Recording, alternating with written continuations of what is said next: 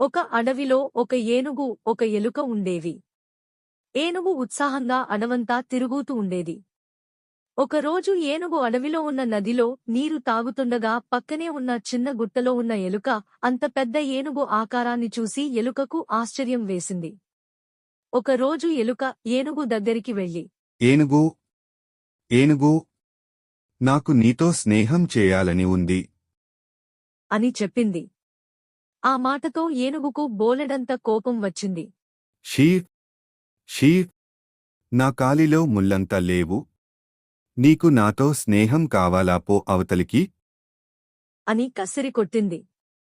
దాంతో ఎలుకకు రోషం వచ్చింది. నేను నీతో ఎందుకు స్నేహం చేయకూడదు? నువ్వు నల్లగానే ఉన్నావు, నేను నల్లగానే ఉన్నాను. నీకు తోక ఉంది, నీకు కళ్ళు చెవులు ఉన్నాయి, నాకు కళ్ళు చెవులు ఉన్నాయి. ఇద్దరికీ తేడా ఏముంది? అని ఎలుక ఏనుగుని అడిగింది. నేను నీకంటే ఎన్నో లక్షల రెట్లు పెద్దగా ఉన్నాను. నీవంటి అల్పజీవితో నేను స్నేహం చేయను అని ఏనుగు వెళ్ళిపోంవది. అయినా ఎలుక మాత్రం వదలకుండా ఏనుగు ఉన్న చోటనే తిరుగాడసాగింది. ఒకరోజు అడవిలో ఏనుగులను పట్టుకునే వాళ్లు వచ్చి పెద్ద వలవేసి ఏనుగును పట్టుకున్నారు. రాత్రికి రహస్యంగా వచ్చి ఏనుగును తీసుకుపోదాం అనుకుని వాళ్లు వెళ్లిపోయారు.